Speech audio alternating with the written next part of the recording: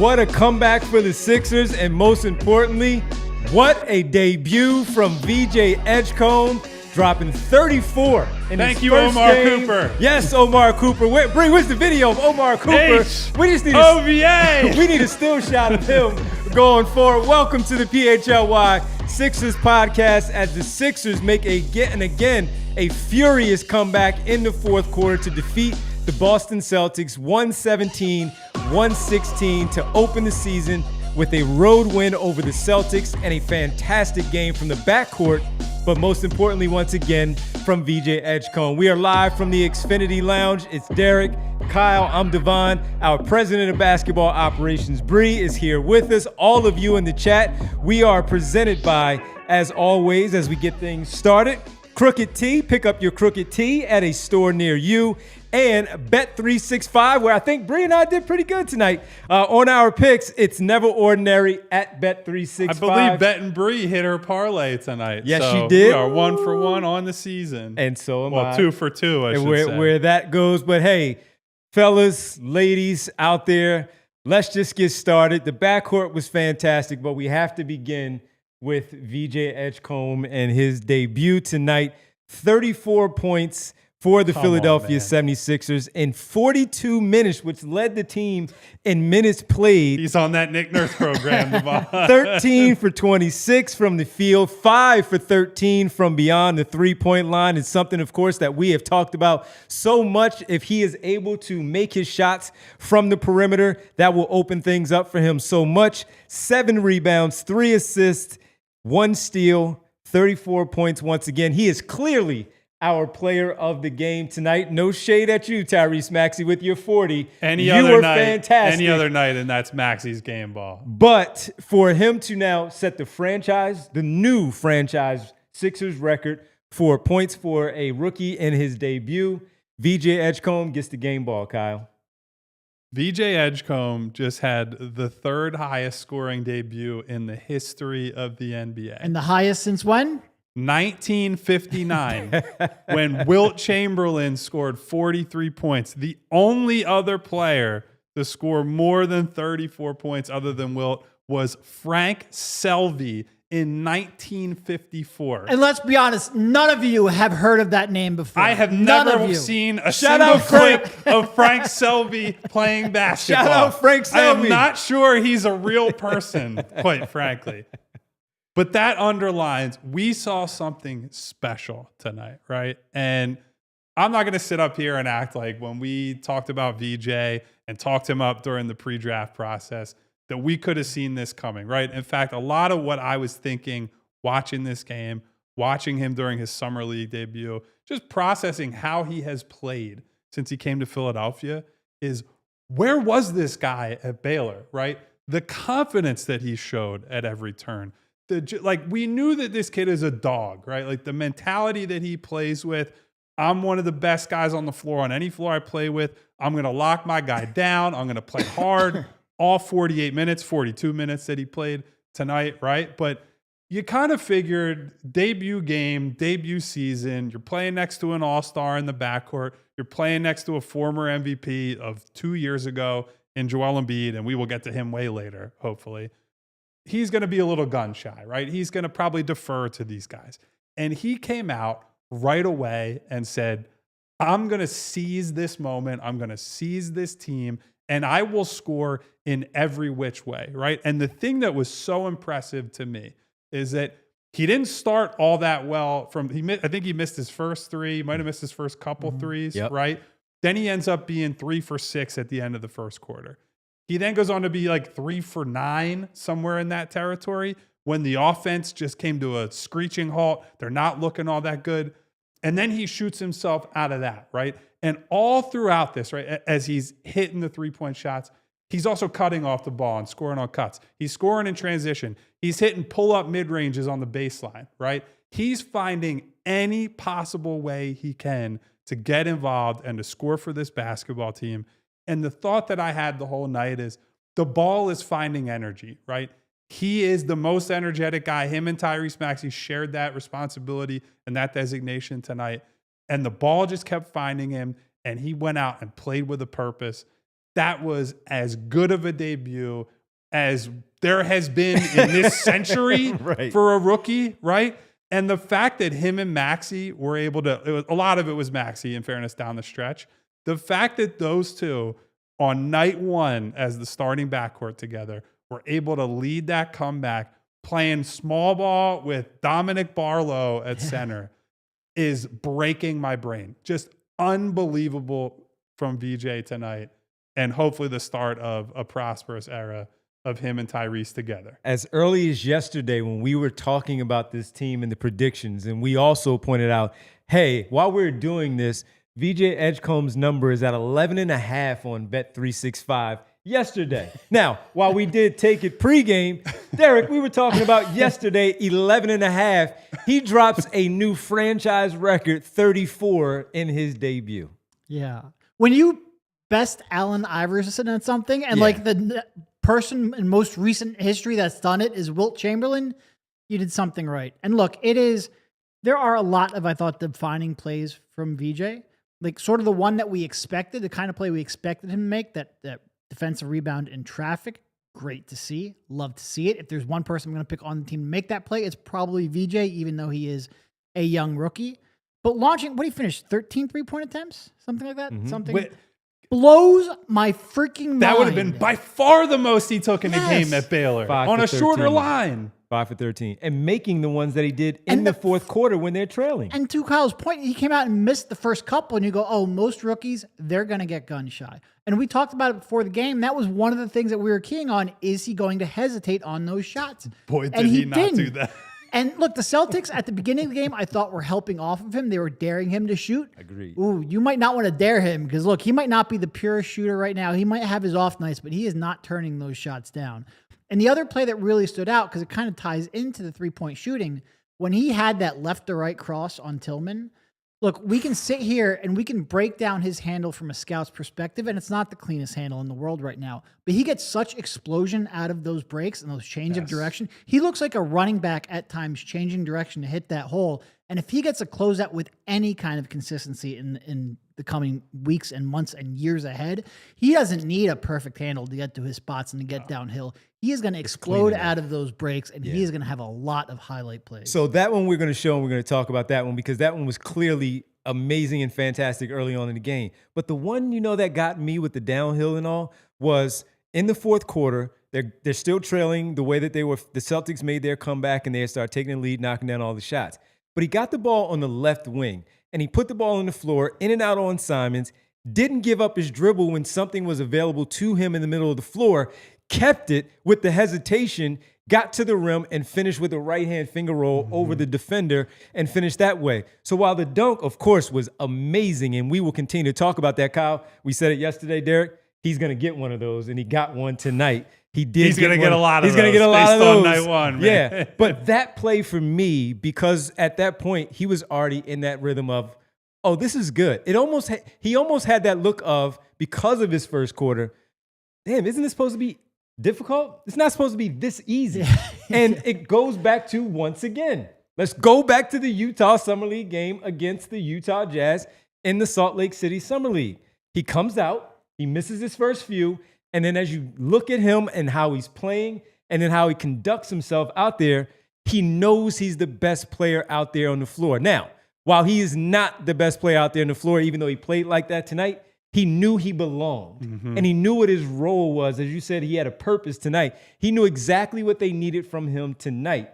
And he gave them, I'm sure, way more than even they expected with the way that he did it. From the perimeter, the intermediate game, and then getting to the rim and finishing, not just with the dunks, but also the layup package that he put on and unfurled this evening in his debut. A lot of finishes, the cutting along the baseline, finishing over the bigger defenders. He did everything tonight, and also did not turn the basketball over, but 2 times in 42 minutes where he handled the ball a ton. And in the pregame show, one of the things that I know I said to you guys was, watch out for the ball pressure from the Boston Celtics because they will extend it. They did that from dribble 1 on him, and he handled it really well. Did a very good job of shielding the ball. He got rid of it when he needed to. Yes. He shielded Derek White, the defender, or Peyton Pritchard when he needed to, and when it switched on to Jaylen Brown and others, he handled everything way more than we really expected. So all of the things that we talked about and thought in our pre-draft coverage and all, never did I think in game one, we were picking up over 11.5 points for a bet for our so Bet pissed 365. that I didn't have the balls to pick him as the third leading scorer on the team. The team. And this guy comes out here and does this. Just an amazing performance to start off, to be a partner in crime in the backcourt. We'll get to Tyrese Maxey, but it's something that we've talked about. If Joel is not right to start the season, we'll get to him, as you said, later. It's about the guards. But we didn't know it was going to look like this early, and those two playing off of one another as well as they did. And you mentioned a hesitation move that he made when he scored on one of the Just plays, crazy. Devon. Yeah. I'll mention another one. There was a play, I believe it was with around, let's say, 8 minutes left, something like that. Game still kind of looked like it was out of reach at that point. Maxey had gotten going, and they're within arm's length, but it just looks like it's going to be one of those fake comebacks. And he hit a hesitation move on his way to the rim, gets to the rim, sees there's no opening, and he hits the pass along the baseline to Dominick Barlow, who swings the ball to Quentin Grimes. Yep. Quentin Grimes hits a three, right? So he didn't have a big assist game, right? 3 assists against 2 turnovers. But I think what you saw is something that Derek mentioned during the pregame that we saw in Summer League and in preseason. He's a good decision maker now, right? Forget about a year from now. Forget about 2 years from now. We've heard in camp, right? A lot of the veterans, a lot of the coaches have said, this kid's got a really high feel, right? And that doesn't mean you need to run him at point guard, right? You're going to have stretches of the game where Tyrese Maxey has the ball at the point of attack. When Jared McCain comes back, he's going to get the ball. Quentin Grimes is going to get his opportunities. But being able to put it in VJ's hands and feel like, I think he's going to make a good decision, a smart decision here. And that includes the shots, right? The 5 for 13, I think some of those shots he would probably like to have back, not because they were tough shots, but because veterans threw him grenades at the end of the clock. And it was more like, okay, I have to take this one. And there was no hesitation. But otherwise, everything he did was in the flow of the offense, just constant movement, or he's on the ball, he gets a screen, he turns the corner, and it's like, if they give me this runway, I'm going to take it, right? His decision-making on night one for a guy who was used as an off guard in college, right? Is playing off of Robert Wright, is playing off of other people, frankly, is not used the way he should have been used in the college setting. For him to already have the poise and the intelligence that he has is mind-boggling. And it makes you think of like, what is this kid going to look like 2 months from now, let alone 2 years from now? It's really, really exciting to see this already on night one. No, and that's a good point, because a lot of times you'll look at like assist to turnover and judge decision-making based off that. He took 26 shots and had 3 assists and only had 2 turnovers on the night. It is just something he has been continually good at. And to have 3 guards here, because look, Maxey might not be the most creative lead guard in the world, but he doesn't turn the ball over a ton. And Jared McCain, I trust his decision-making a ton. And VJ Edgecombe, even though he's a rookie playing his first NBA game, you trust his decision-making at a pretty much absurd degree. To have you, it's like these guards, I think, are going to be so fun to watch, not only play this year, but learn how to play off of each other, develop alongside of each other, form real chemistry, and just 3 guys that you can trust almost implicitly. It is a really, really incredible starting point that they have developed. What an impressive debut from VJ Edgecombe. 34 points, just 2 turnovers, and a team best 42 minutes played tonight in the opening night on the road against the Boston Celtics in a hostile environment where there was a lot of craziness going on in there with the back and forth for the game. Pardon me, I said a team high. He had a game high 42 minutes played in his first game for the Philadelphia 76ers. Get used to it, brother. Yes. When we come back, we continue our conversation with VJ Edgecombe's historic night and his debut for the Sixers against the Boston Celtics with the 34 points, 5 threes, 13 made field goals, 7 boards, 3 assists, and 1 steal, and just 2 turnovers in that time out there on the floor. We also have to talk about his running mate in the backcourt, Tyrese Maxey. Boy, do we. With what he did tonight. Also, a tremendous, tremendous second quarter to turn things around and keep that going throughout the remainder of the game. We come back, we get into all of that. We have an Ace Hardware temperature check. We have to check in on some of the others that did some things in this game as well. Great win for the Sixers to start things off. As we talked about, they got off to a 3-14 start last season. 1-0, baby. And it was awful. The best record they can have after one game. 100%. Hey, Gene, you're right. 99-0. Let's get it started right here. It's the pregame show. Sixers with a big-time, impressive win behind VJ Edgecombe, Tyrese Maxey, and company. We continue to break it down right here on the PHLY Sixers podcast. And we are presented by Bet365. Whatever the moment, it's never ordinary at Bet365. It wasn't an ordinary debut for VJ Edgecombe and the Sixers tonight. And with it, we got to get a little pat on the back for myself and Bree for the job that we did. 90 million users worldwide. We are 2 of them, and we got them right in our pregame picks. Bree went with the Charlotte Hornets, the Orlando Magic, and the Sixers picking up the win, just simply the money line. I went with the Sixers, taking the points at 5, and VJ Edgecombe, laugh at myself, 11.5 point over under. He cleared that in the first quarter. If you want to be like us and sign up to become a member at Bet365, whatever the moment, it's never ordinary, do so. Get the app, download it right now. New customers get $200 in bonus bets when you bet $5 win or lose. Sign up, use code PHLY365, deposit $10, place $5 on your bet, and get $200 in bonus bets, win or lose. Bonus bets can be used on spreads, totals, player props, futures, and more. Whatever the moment, it's never ordinary at Bet365. Must be 21 plus and physically located in Pennsylvania. If you or someone you know has a gambling problem and wants help, call 1-800-GAMBLER. And guys, everybody's got their favorite hard tea, but have you ever turned the can to read what's in it? You can't, because they won't tell you while they hide what's inside. Crooked Tea brags about it. Crooked Tea brews real USDA organic tea for real flavor with 0 sugar, no fake junk hiding behind the label. What you see is what you drink. Next time you're at the store, flip the can if you can't find the ingredients. You need to put it back. Then you can grab a Crooked Tea, 0 sugar, real tea, fully transparent. You know it. Real recognizes real, so why drink the fake stuff? Crooked Tea, the only thing better is a strip sack in the Super Bowl. Visit crookedtea.com to find it in a store near you. Welcome back to the PHLY Sixers postgame show, game 1 of 82. And man, what a game it was to start off the season. Kind of like last night when we were saying, can you do any better than that Oklahoma City Houston Rockets game? And while this may not have done that for us and our selfish purposes, it did it for us as they got the win, 117-116. Let's get to the Ace Hardware Home Services temperature check. Derek, how are we feeling as we get ready here? The Ace Hardware Home Services.com. Visit Ace Hardware Home Services online at acehardwarehomeservices.com to get started on your next project. We got to keep it going with the Ace Hardware Home Services temperature check with VJ Edgecombe looking the way that he did tonight. And it really is. How like you that, feeling about that him, 3 point? everybody? Like, there's a lot of things that, like, if you had told me what's the best case scenario of VJ coming out, like him making some of those hustle plays like that defensive rebound, him getting some of these driving lanes that he takes advantage of. Like, we talked a lot during the pre-draft process of, oh, he's going to benefit from NBA spacing, even though maybe that starting lineup didn't have a lot of NBA spacing around him. Even still, wider court, longer 3-point line, real legit shooters. Not in a million years would I have said he's going to make 5 threes and take 13 of them, especially when he missed his first 2.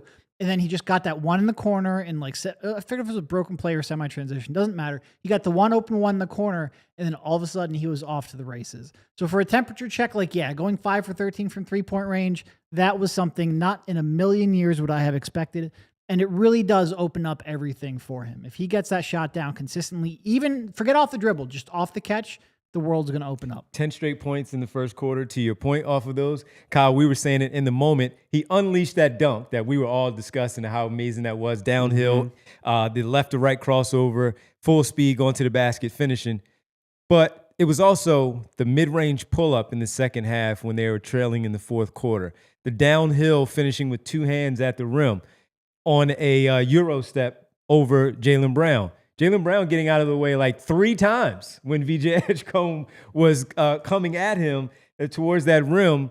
And that temperature check with that 10 points, man, it really got him going. Yeah. As they needed it early and as he did, and it just opened things up for every level of scoring that he had. And look, like there was a moment this summer where VJ went on Paul George's podcast and he talked about how much he hated college basketball. Like there's no spacing. I don't like the offense, this and that. And all the questions that we had, like what will NBA space do for this kid? Boy, has it done a lot, right? Yeah. Giving him all this space to operate inside the arc. We're going to see, it feels like, several highlight attempts per game.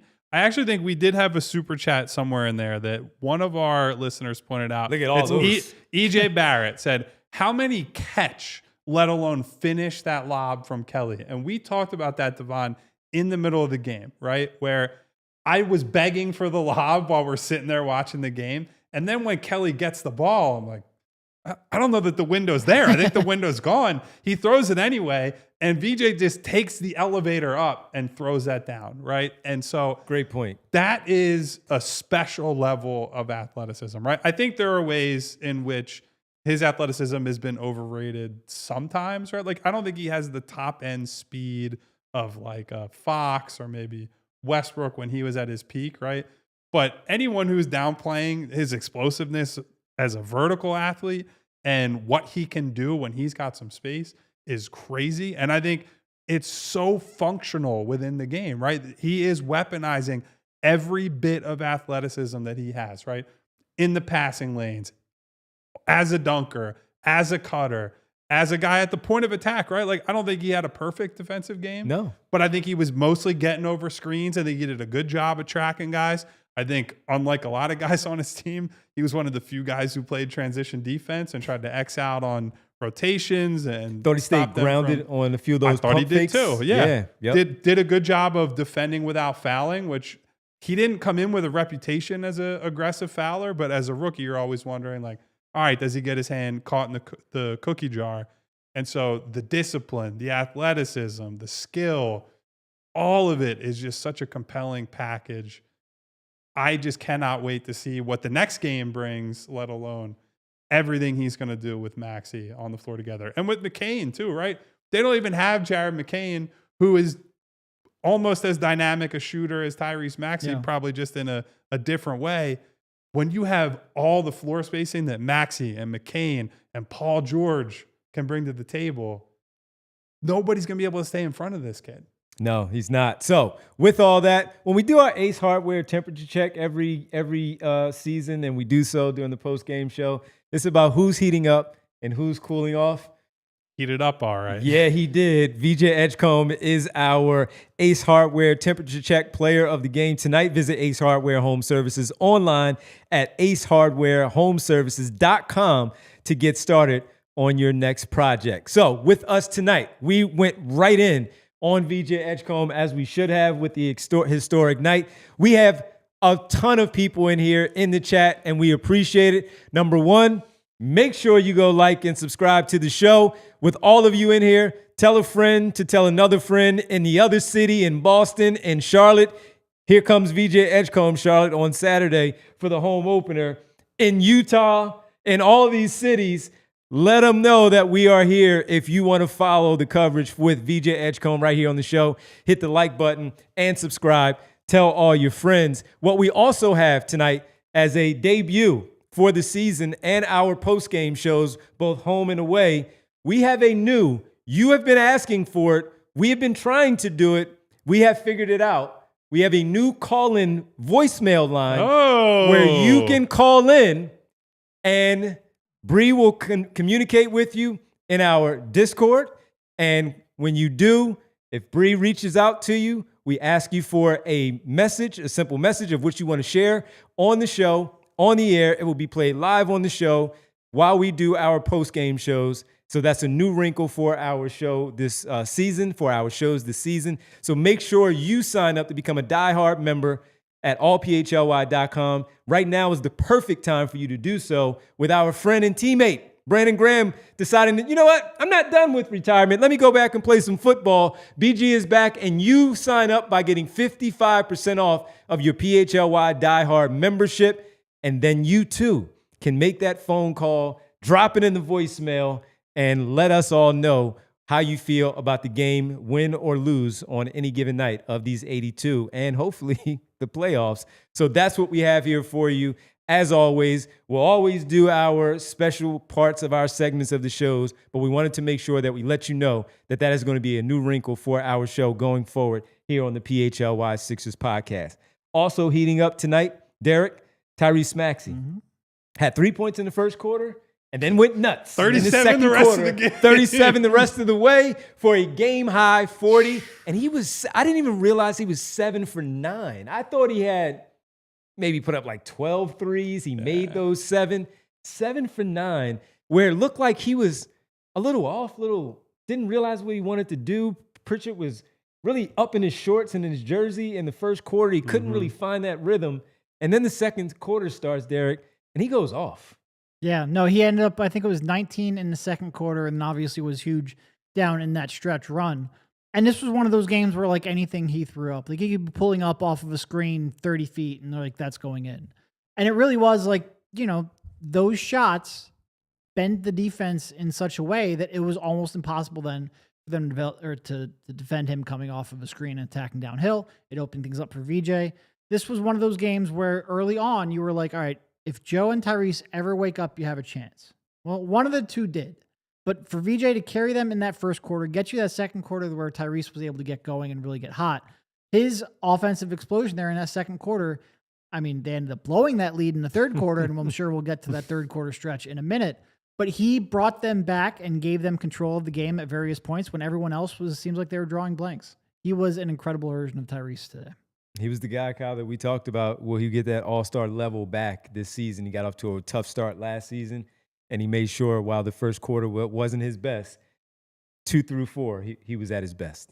Yeah, and he had some moments tonight where you could tell he's like, all right, I got 1 to go down, I got 2 to go down, and then he's bringing the ball up the floor, and I was like, there's no chance that he's passing this ball, right?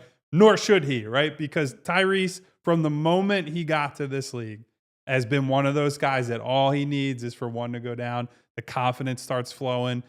And especially as the 3-point shot came along for him, you just see him hit pull-up 3 after pull-up 3 after pull-up 3.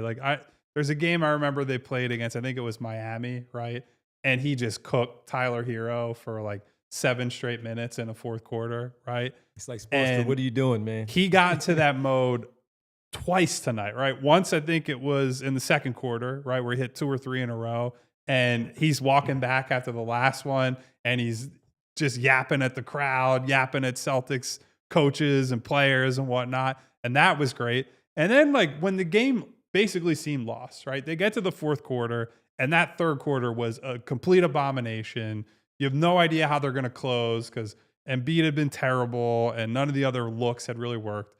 And then Maxey just hit 3 consecutive threes. And all of a sudden it's a tight game. And Boston, for the talent that they still have left over, they do not have the horses they used to, right? Like, it's a lot on Jaylen Brown and Peyton Pritchard and Derek White, all of whom are very good players, but have never had to be in the spot in the pecking order that they're in right now. And they've never had as much individual pressure on each of them right now.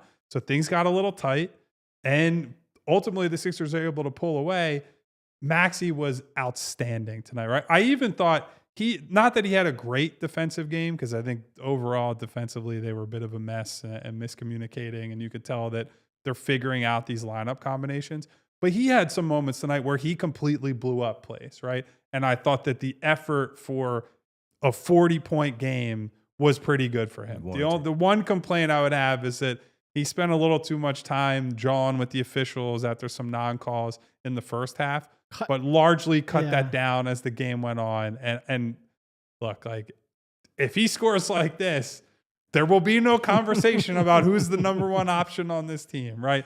I'm not expecting him to shoot blinding white hot from 3 every single night, but I just love that it felt like when they were being pulled away from by Boston, that was always Tyrese's sign, like, get me the ball and I'm about to go on a 6-point run, an 8-point run, a 10-point run, whatever it was. That's what a star does, right? A star recognizes this one's getting away from us, it's my time now. I thought he did an outstanding job of that tonight.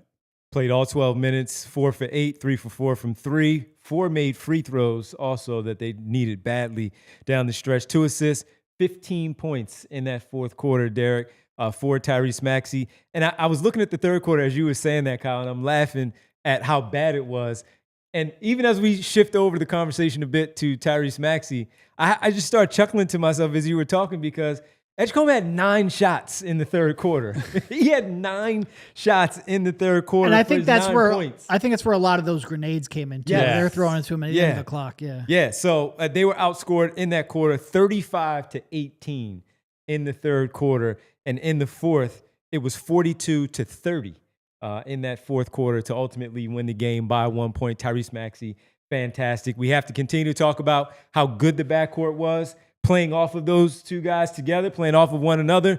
How did that look for you two? How did it look for all of you in the chat? Continue to hit that like button. Yeah, show some love to Dominick Barlow. We're getting to Dominick Barlow on the other side as well because he was fantastic. Sixers win, comeback fashion, 117-116 in an historic night from VJ Edgecombe. 40 for Tyrese Maxey, not to get lost in the conversation, to lead all scores. When we come back, the backcourt and Dominick Barlow doing Dominick Barlow things, man, and helping secure this win. It's the Sixers postgame show on a Wednesday night, game 1 of 82, right here on the PHLY Sixers podcast.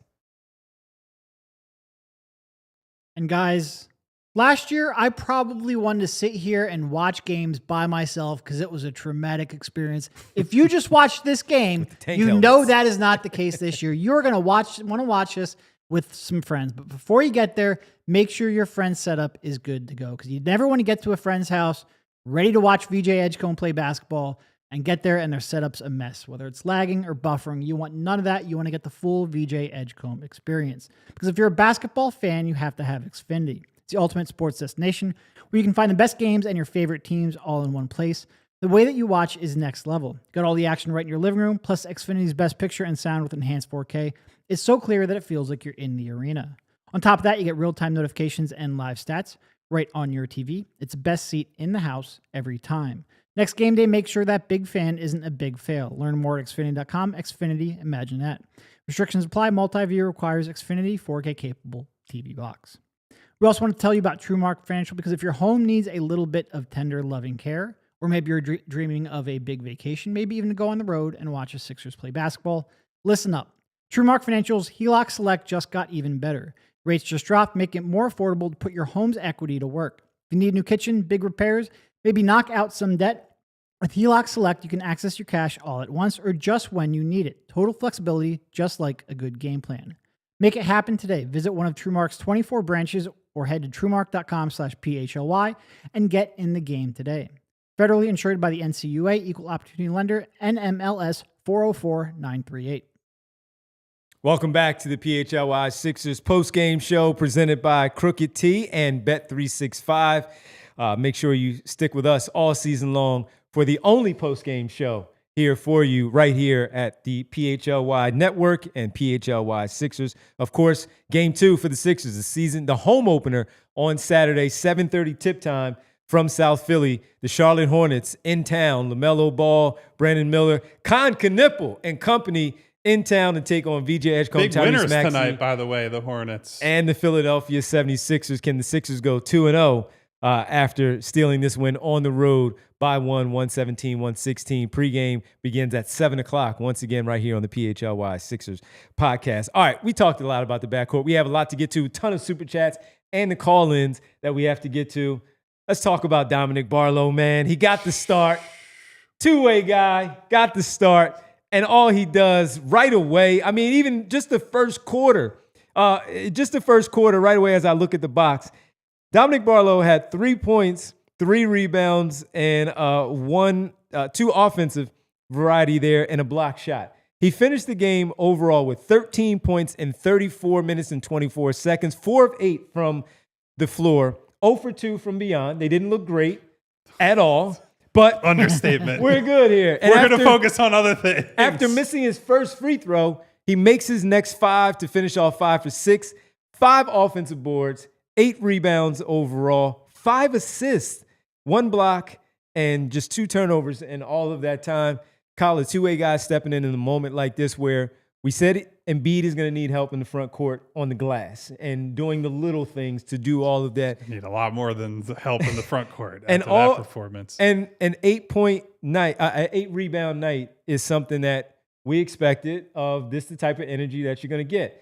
And the tip outs, the opportunity where I think it was Maxey in the first quarter that got that first 3-pointer that he made, the only one in the first quarter, that was off of his work, tapping that ball out and Maxey stepping into a three. I mean, the guy was just tremendous again and making Nick Nurse look good for giving him the nod tonight. I think the thing that really jumped out about that performance is that, save for a play here and there, he played with a tremendous amount of composure. Yes, he did. Right? Like, I thought there were times when he got thrown an outlet pass in transition, and there are players that we've covered, right, who are forwards or like 3-4 types. Robert Covington comes to mind, that if you had thrown him the ball at the opponent's 3-point line and said, hey, Rob, go make something of this, you were probably going to get in some trouble, right? And not to say that Dominick Barlow didn't have an adventure or two when he was trying to score tonight or put the ball on the floor, but like largely did pretty well for himself, got himself to the spots that he needed to.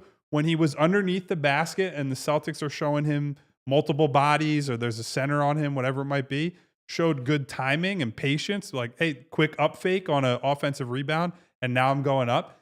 That's the stuff that I don't think I was expecting, right? I think we saw enough in the preseason. We heard enough from training camp, the scrimmages and whatnot. Like, yeah, this guy's a live body athlete, and he's going to come in and rebound. He's going to come in and make plays, right? Like that is its own thing. But to show some level of composure in tough spots, in spots where maybe he's probably uncomfortable with his skill set, I thought that showed quite a bit for a guy who is under a good bit of pressure, right? He's a two-way player.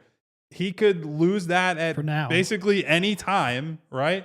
Well, at this point, it's like convert this guy to a standard contract right now immediately. But like coming into camp and preseason and whatnot, you're thinking, you know, if I don't play well, I could just be out of the league entirely, right? And all this preseason work could also be for naught if you get the starting job on opening night and you stink it up, or like you play an extended stretch of basketball and you're not able to do those same things. He looked either exactly the same as he did in the preseason, which is good, or I think even better than he did in the preseason. And that is a real testament to however he handled this offseason and how he has adapted to Nick Nurse's structure here. Yeah, look, he had the offensive rebounding is great, and I think that's what we expect coming in. I love the fact that he doesn't have to go try to grab everyone. He's going to tap that ball out and see whether or not they can get the extra possession. He's really got great timing on that. Love to see it. He got them a number of extra possessions because of that. I think what surprised me is that he just had a couple of pretty good finishes inside, a couple of and ones that I just frankly wasn't expecting. And yeah, he had a couple moments where maybe it wasn't the prettiest, but he put the ball on the floor, got to his spots. He just did not look outside of when he took those 2 threes. He did not look out of place as much as I would have expected on the offensive end. And if he gives you maybe that cutting, that transition running, where I know he got one of those 2 and ones, and he gives you that hustle and that offensive rebounding and that defensive versatility, like that was a really good performance. And for them to get that kind of production out of Dominick Barlow and Jabari Walker was really like, that's a good bit of work there in the offseason at a position you desperately need. And I'm still interested to see what Watford ends up bringing. You know, I think they had a huge hole. And look, it's only one game. But I think we've been seeing in the preseason, like they have played pretty consistently, both of them. If they were able to get actual contributors from those 2 spots, I mean, that's just an incredible, you know, for a low-value 2-way and a minimum signing, that was as good of a debut as you could have hoped. When you told us about this possibly being an option for the Sixers and Barlow in the summer, it was underwhelming, to be honest. And I think I said it at the time because we were in Las Vegas doing the show from the hotel with the DLLS crew. Tim Cato came in and sat down with us, and I was a bit underwhelmed. And even in the summer games, I thought he had moments, but all right, let's see what the guy has.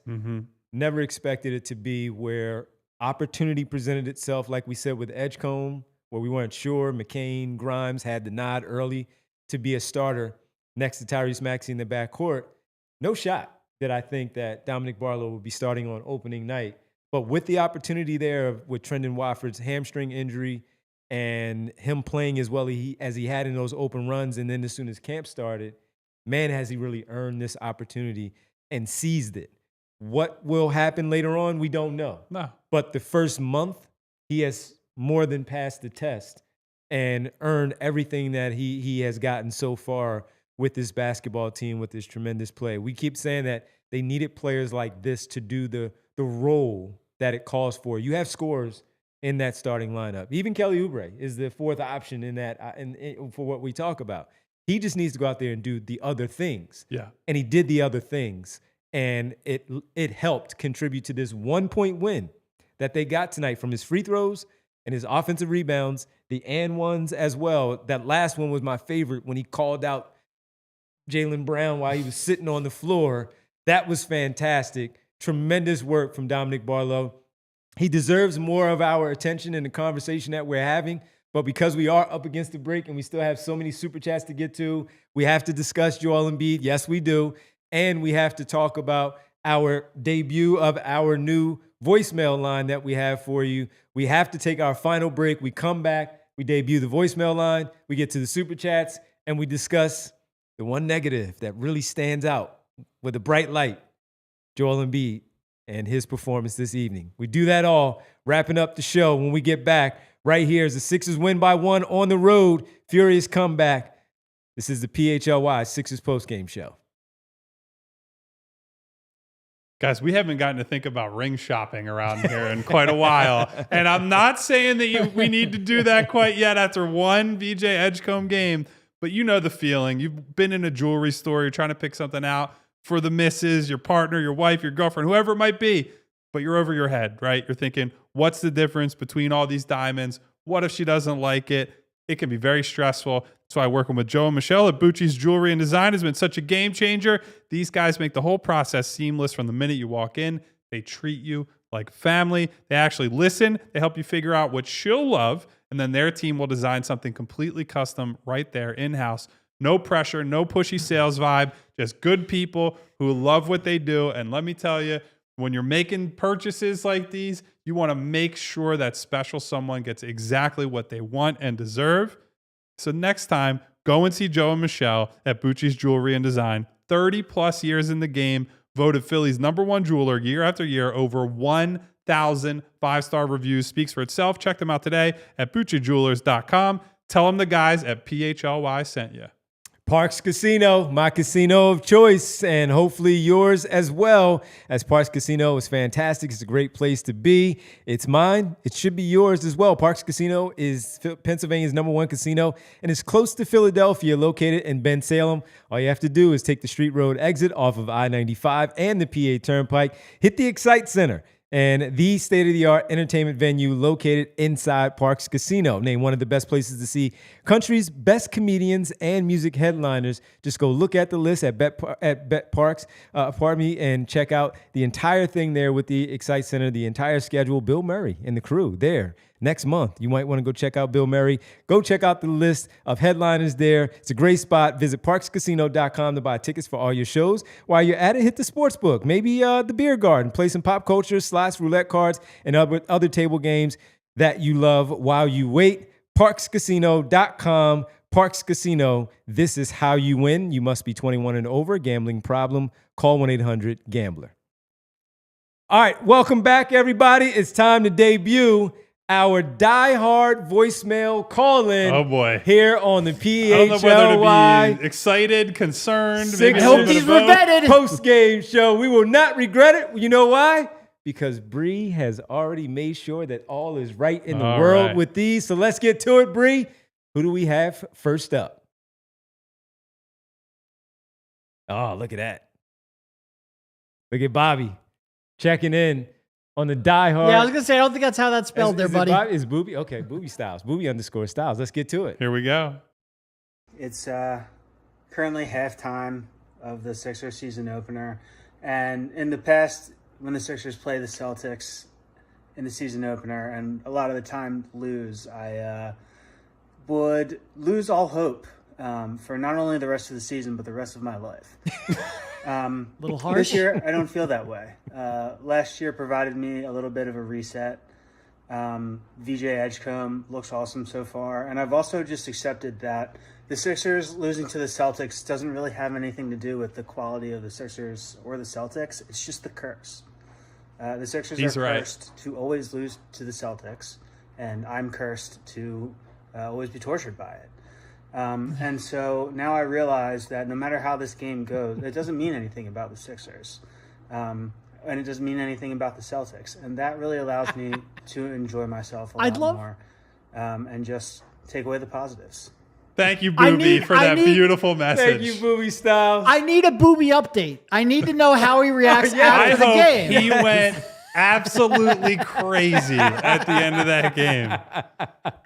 Love it. You can't blame him because the Sixers, Celtics, and the way that the Celtics have, when we've talked about this being the rivalry, because it is because of the location and like the logistics and the division and all the battles that they've had for years, Joel Embiid has said, it's not a rivalry like we think it is because we can't beat them, right? Hey, Ron said someone's got to check on our guy, Booby. I'm telling you. Tag him in the Discord. They can't beat them, but Booby, they won. They came back and they won the game, and you got a historic performance. Weren't they were up 6 at halftime, weren't they? They were. Seemed like a pretty down I message. think he seemed just at peace with everything. Oh, we got another one, Bree? We had 2 tonight. We got 2. Let's get this second. Booby Styles, thank you so much. Is this Frank? This is Frank. Frank, let us know. Absolutely never in doubt. What a game from Maxey and VJ. Insane start to the season. I am getting Sixered up. I haven't been Sixered up since the Boston Celtics series that we cannot talk about. Which one? I will say Embiid played basketball tonight. He sure did. Grimes. You know, he's there. Oubre, did he play 58 minutes? Nice late 3, though. Got to hand it to him. Could you imagine rooting for Kevin Pritchard all year? Barf. He's like Boston's favorite player, I'm sure. Anyway, go Sixers.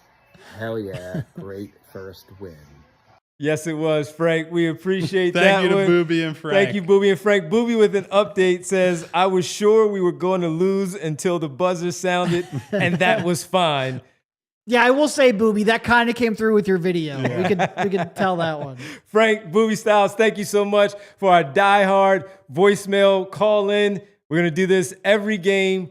After the game, Bree's going to hit you up somewhere around halftime, see if anybody wants to check in.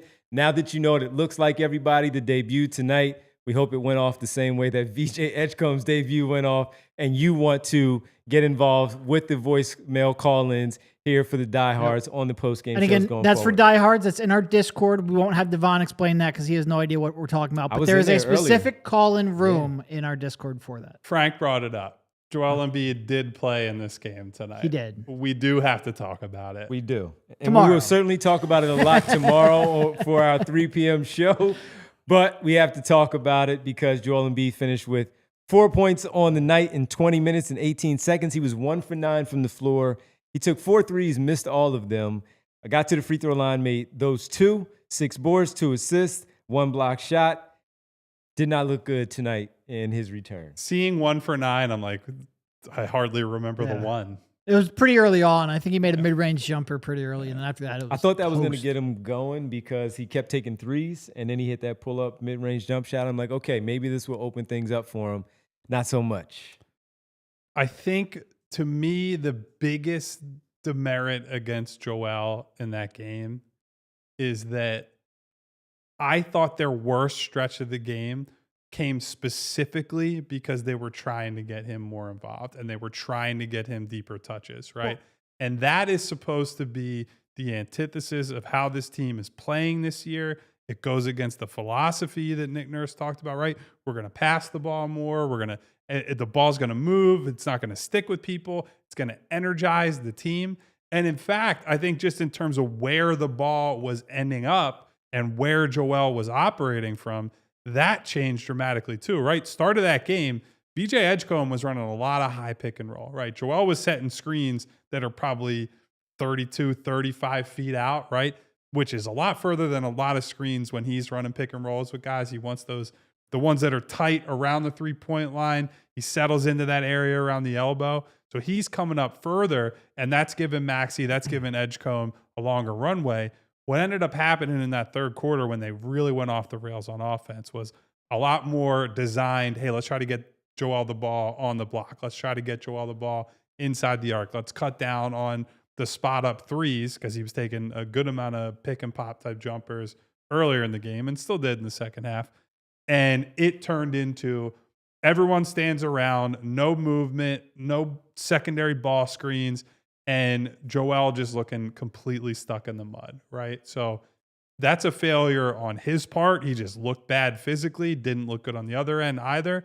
Failure structurally on Nick Nurse's part, although I do want to praise him a little bit at some point before we end the show. A disaster of a debut, and looked, frankly, just nothing like the way that they played less than a week ago. That was a really discouraging and disappointing performance for him. Well, and what was especially back, that stretch you're talking about in the third quarter, they were trying to get him the ball on the post, on the block. But he didn't seem like he had any real interest in trying to score from the block. Like he was trying to facilitate, which is great when you're scoring and drawing double teams. But for the most part, he was just getting the ball to be a station-to-station passer. And look, every shot he took was outside of paint. None of his 9 attempts were in the paint, even when they were trying to post him up. When he was getting the ball on the perimeter and swinging it, like he didn't really look like he was even contemplating trying to drive to the basket. When he was posting up, he was just waiting for the double team and kicking it out. And for the most part, Boston's really good at helping and recover, and it didn't really lead to a lot of good shots out of that. And he just looked like he had no... It's a shame, because I feel like we talked about this and everything was positive, but he looked like he had no real confidence in the knee. He didn't want to test the knee. He didn't really get good elevation on the jump shots or the turnarounds. And defensively, he wasn't moving all that well either. And this was one of the worst games he's played in a long time. And, you know, on the one hand, he's historically a slow starter. Every time he comes back from a layoff, he stinks. And a week or two later, he looks like a completely different player. So I want to give him that kind of benefit of the doubt. And as much as like we might have been surprised he played in the preseason finale, it was still the first game. Like that was the first. He had played 19 minutes in the last 9 months. Yeah. So of course there was going to be like, it's one thing to look good in a preseason game. It's another thing. He's such a rhythm player. There's confidence in the knee. There's all kinds of timing stuff. But oh boy, this was tough. It was tough to watch. Tough. The issue that I did have with the work that, all right, he's taking his perimeter shots. Some of them were open. I was okay with them. The issue that I had with the back to the basket low block work or lack thereof was there were a few times where he had the mismatch and he didn't seem like he can either move the player or get by the player with his typical put the ball on the floor, left shoulder drive, lean in on them and get either the foul and get to the free throw line or just simply convert the bucket. And that's where I thought that after the first few shots didn't fall, when we talk about the mental aspect of it, was he questioning, could he do those things while out there because it wasn't seemingly working for him? Mm-hmm. And then with them putting him through so much work on the defensive end, on the perimeter with the movement and attacking him and not fearful of him, I wonder if it crept in a little bit of, once again, getting in his own head of, I have to get through this, but how? And it wasn't there. Now, I did think he set pretty good screens like he typically does. Right, he freed up VJ for some of those down. And he had a pretty good chase down block there as well. Yes, he did, and that was important. I thought he did those things well and well enough that helped out enough. And then while his body language didn't look right in that stretch where the Boston Celtics started cooking, he was engaged in the game at the end on the bench when they made that comeback. Which that was very good. So that's good to see that he was still rooting on his teammates. And hopefully he gets through it again where they get back here to Philadelphia, they get to the facility, they check his knee, he updates them on how he feels, so on and so forth. And if he's playing in the opener against Charlotte, how do you respond? Yeah. How do you look? How do you bounce back? Where it doesn't need, again, to be a 25, 30-point game. It could be like that 14-point game from the finale in the preseason, but he helps them win, especially when you have your guards playing as well as they did, and your front court from Barlow and even Walker with some good minutes while he was out there until it was too many minutes at the 5, that you just do what you can to help out There are 82 games. Yeah. See if you can get it back. Look, and Vic in the chat brought up a good point. He just didn't know how to react to Michael Jordan all of a sudden being on his team. It's going to take an adjustment This period. is very that's all. true. Michael This is Jordan very and Steph true. Curry, Yeah. apparently. This is But very no, true. look, I do think that like his adjustment coming back to playing NBA basketball at NBA speed is legitimate. It's just it hurts, or it's more concerning than normal because the last we saw of him was very not good, and because the injury has had such an impact on him over the last 12 months. So I would love to sit here and say like this is pretty typical of Joel, and it is, even though it's like maybe the worst version of the typical that we've seen. It's just harder to completely buy in because of what's happened over the last 12 months. All right. I just got a news alert that Cooper Flagg still has not scored Yeah, a at point halftime. yet, by the way. And Ace Ace Bailey has had, 2. what, 2 points? 2 points. Yep. Trey was, I think, 16 points in 26 minutes. So Trey had a good There you game. go, Okay. Trey. There you go, Trey. Hmm. We never doubted you. Interesting. We'll see Trey next week, next Wednesday in Washington when the Sixers are at That'll Washington. be a fun one. To take on the Wizards. We have a ton of super chats, so let's start to get into the super chats that we have here. Skunk Riley, Kyle, have at it. With Haikus are back, baby. Skunk, the king of the haiku, says, great win. Excited for this team. This haiku is titled, Please, Mr. Hinkie. Edgecombe is a stud. I'm getting old, but please, please, get a damn point guard. Also, the Celtics announcers are insufferable. I don't know that was actually a haiku. And, Yeah, I'd have to sit there and but actually he is count the the expert. syllables. So He is. Syllables. thank you, Skunk, for that wonderful prose as always. Skunk also has another one there. Says, I'm a child of the 80s, and for some reason, this game felt like an old school rivalry battle out there tonight. It did have Twists and turns, Yeah. a game of runs. like we always discuss when there are two decent teams or good teams, division opponents, they always go after it, and these two did go after it. Real quick, Bree, can you go back to the chat for these guys? Because there was a surprise appearance. If you would have set the odds of Brian Pumper showing Pump it up. in today's chat, I And would he had the audacity to say, Ace, my brother in Christ, look at the box score. I give you credit for showing up even when a night No like this shot. happened. Pump in there. No shot. Says- Look, Ace dropping 40 in it's that better game. than some people who are going to pretend this game never happened on both sides, right? Ace Bailey 1 for 3 for 2 points in his debut, while the guy who we were told had no go-to move and couldn't score, and this week that, he'd never be better than Shaden Sharp, just had one of the 3 best NBA debuts in the history of basketball. Oh, man, pump it up. Come on, man. Come on, Pump. T-Rex arms, no go-to Coming in here move. No talking about go-to some move. Ace. Not on this one. All right, let's keep You it better going. be talking Ace Hardware, buddy. Temperature check for Brian Pumper tonight. Ice cold. EJ Barrett, I am completely okay with Joe just doing cardio for a few weeks. LOL. I hope that's what it is. I think to echo Derek, the concern is that it's been so long since we've seen truly impactful Joel that the slow start, I worry, is the way forward, right? Like this is what the future looks like. I hope that's not the case. I hope EJ and Nona and some other people in the chat who are like, give them some time. I hope that they're right. And we will reserve judgment for at least a couple weeks. Also follows up, EJ does, give Barlow a contract tomorrow? Yeah, well, do I have to go into my tax sucking mode? That's not happening tomorrow.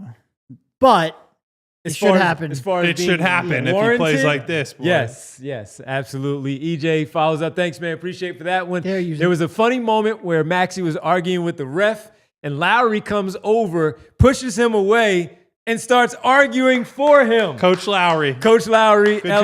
job. Absolutely. I You think run that back and get on defense. I'll handle the argument. and that's when I think it was Rodney Mott who was like, my bad. My bad. I missed that one. I messed up on that one. That's when he got that steal, Kyle. You talked about his defense and his steal, breakaway, got the dunk, and he was fouled. Yeah. He was fouled on the low part of That was his a body there. dangerous foul, too. Yeah, from I think it was Manat that got him I on the believe foul. so. And it was a low body, got him on the legs. He should have called that. It was dangerous.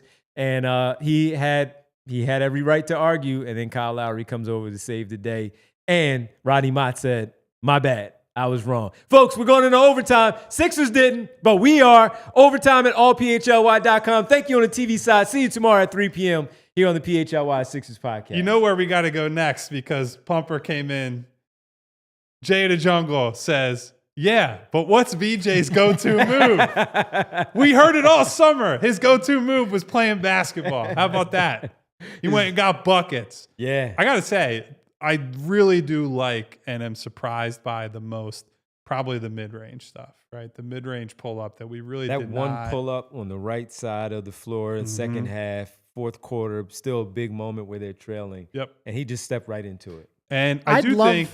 Go ahead, I was just going to say, I'd love to be like a fly on the wall for some of the conversations he was having with Scott Drew, because clearly that's a shot he's comfortable with and is probably pushing for all year, because that's a good offset to defenses loading up, and they just didn't let him do it. It is one definite benefit of Nick not being as much of a threes and layups zealot, right? Like I think he is more in the, if it's a good shot for mid-range, it's a good shot for you, right? So I think that's and I did want to say with Nick Nurse, I know that Joel was on the minutes limit tonight, but it was ballsy to go with Barlow at center. It was really Barlow and Walker front court, and then just Barlow kind of by himself with a really small group out there.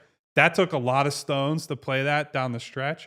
They got killed for a portion of that, right? The Cato probably scored like 3 or 4 straight baskets. They're just throwing it over the top and he's scoring, but they stick it out. They get the offensive benefit out of it. And so I give Nurse a lot of credit for saying, look, Bona is our backup center, and Bona is probably who you would ideally like to play there. And also not playing well. Was not playing well, and he said, I'm rolling the dice. I'm playing my best players for tonight, and they get the win in part because of that. So I give Nurse a good amount of crap on this show. I really respected that he went that way tonight. Absolutely. Riaz checks in on the Super Chat. Guys, it's been a minute, but I'm super excited for this win.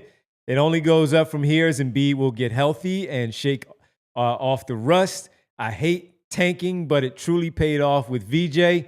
Rookie of the year? Oh, man. I know he's outscoring like the entire top 10 tonight. So. Cooper Flag did get a bucket, so he's up to 2 points. Good job, Coop. And I stole him. I think Cooper Flag's a Cooper. We all said all rookie for him, and if he keeps this up, he is definitely going to be there in that conversation for Rookie Ladder, first edition, yeah, VJ, boy. number 1. Tomorrow. Yeah, boy. Let's go. While everyone else is down. It really is. Thank you for that one, Riaz. Ty says, VJ took and made more threes in his first ever NBA game than Ben Simmons in his whole career. Ben still hasn't signed with anybody, has he? He's still in Australia. He's signing with the Fisherman's Group of Australia. I think. Man, just tough work. Overall, man, remember when Scott Drew also said, yeah, he looks kind of like early Dwayne Wade and early Russell Westbrook. that one finish Ben when he got that dunk. And did indeed make 5 total threes in his NBA career. Fantastic. Really? Debut. 5. I don't remember Are they all most with of the those. Sixers? I remember the one against Cleveland. I remember one against the Knicks. Were they all with the Sixers? Yes. He has not made a 3 since leaving the Sixers. The Long Lions one is one that I'll always remember because everybody freaked out. Yeah, they treated he him was like he embarrassed. was like a sick kid who had a Make-A-Wish thing, and they're like, oh my God, look at that kid hit the shot. Davon, a.k.a. Schoolboy Beats. Good win, but the defense and screen navigations, poop. I mean, the defense was definitely poop, but like it was, and Kyle was bringing this up earlier, like the transition defense was a gosh darn just abomination. awful. And then Quentin Grimes, like, buddy, what are you doing out there on the perimeter? His defense was really bad today. Yeah. Best to just leave it at that. I don't want to end on too much of a downer note if we have any negative super chats. All right, Marcus Blackstock. ESP tweeted Ace is a star, VJ is a role player. You take the star. I mean, that's your old podcast co-host, buddy. My This guy, is all you. Elliot, listen. Good guy. I like, honestly, he is crazy with his takes in both football and in basketball, right? But like genuinely good dude. This has a chance to go down as the Noah Vonleh, Joel Embiid tweet from back in the day. So he will own 2 of the most infamous Sixers tweets in the history of anything, I suppose. Yeah, I was on Ace for the work that I thought Ace could do in the league. Still early, but man, VJ. And look, listen, as much as I want to one take a game, victory lap, guys. it's one game. Like, we're having a little fun. I'm not discounting, even though there's a lot of things about Ace that I don't have confidence in. It's a long career to go, but I'm confident in VJ. All right, 2 more super chats. I'll be a mod for the call-ins. I'll keep all trolls out. Citizen X. Gotta get in that Discord, buddy. Yeah. You can do Bree's job, or that part of her job, I should say. Bree I was gonna does say. way too much for anyone to do her job. And the One of a final kind. one, thank you, Citizen X. Appreciate it. Mufasa Sports Club, VJ is a star, and Barlow a great steal. Joel will be back after a couple of games. PG, Watford, and McCain will also be great additions to the team. Excited for the future. Thank you, Mufasa Sports Club. I mean, look, I think all that's true. Like, this was a great game, a good win.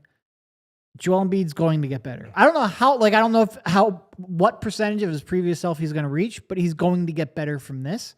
Paul George and Jared McCain, I think, are significant additions. Like, you really need their spacing. This should be a fun team to watch. It really, really should.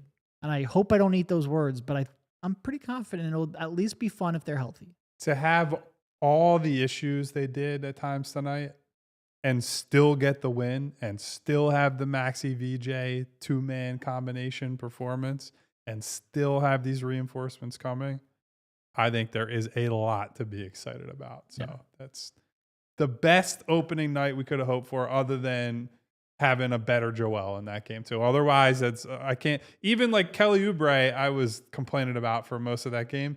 He hits the biggest three of the game from the corner. At that point, I think he was 1 for 5, had missed 4 shots in a row, and was mostly just defending and rebounding, and still has the stones to go out there and hit that shot. So everybody, except for really Joel, played a part in that win tonight.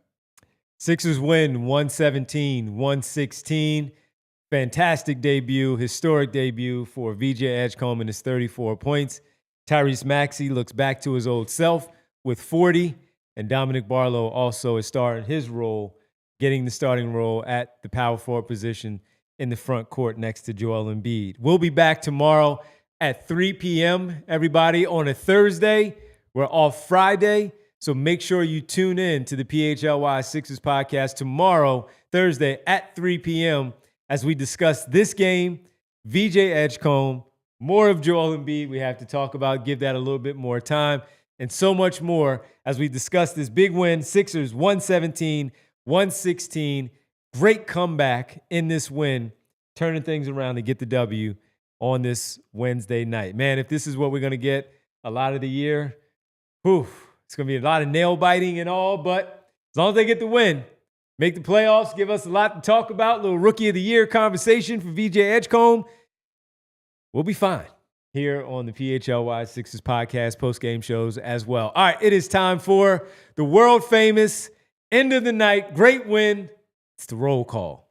You guys know what time it is. There is no shot. I will read every name in this chat tonight. We had 1,000+ people in here on night one. We'd love to see that. Before I start naming some names, I need to see those thumbs ups on this video, right? There are still close to 1,000 of you in here. At least get us over 300 likes on this video. Ideally, 500 likes on this video. 1,000 likes after that, right? It helps out the channel. It helps us out. It makes super producer Bree feel warm and fuzzy inside, and it's a thank you to her for making things run on the back end of this show. She's the MVP, the president of basketball operations of our team. She's dropping 34 points every night. So hit the thumbs up button to say thank you to her, and it helps us all out up here as well. Thank you, all of you, for being here. Thank you to Grump. Thank you to Tommy Doyle, Malk C10, Mufasa Sports Club, Rayson, Ishmael, Silent Samurai, Brandon E. Brooks, G. Bravo, Chanda Ross, Luther Jones, Frank coming in on the voicemail line. Booby Styles coming in on the voicemail line. Densley, Sensei Sergio St. Carlos. Thank you, Sensei. Just need a few small beers. If you know, you know. When you say Carlos, I go right to Hangover, Thank you to man. Mom's grandchildren staying up late with us tonight. Yes. Thank you to Mom.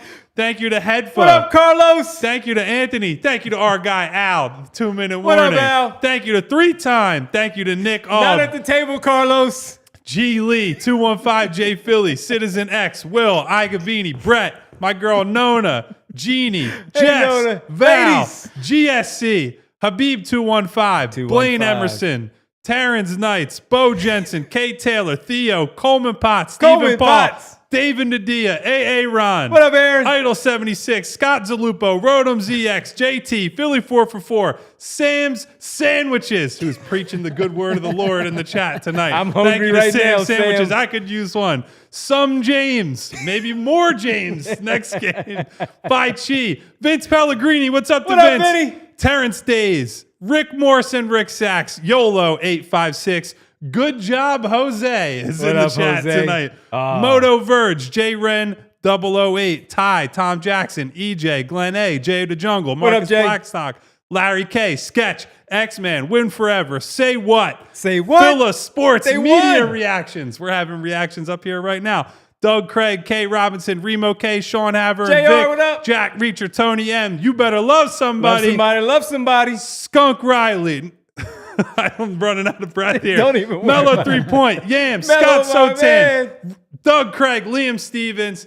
Thank you, each and every one of you, for being here. What up, Smoggy? Even if I didn't get to you, of course, Smy Guy, a.k.a. Smoggy. Digital says it's pronounced digital, not digital. And we got over 300 likes. We got over 300 likes. Let's get to 500 next. Let's keep it Guys, going. thank you for supporting us in a big way on night one. We are hoping for bigger, better, live and uncut up What a here night. each and every night. Please hit the What a thumbs up night. button, hit the subscribe button, hit the bell icon so you get notifications each and every time we go Better live. We'll be back tomorrow, 3 p.m. for the follow-up show to talk some more about Joel, more about this team, more about Barlow, Maxey, Edgecombe, all the guys. Valdez the Great. Until then, stay safe, take care of one another. Goodbye. See you at 3. We all silly like the mayor.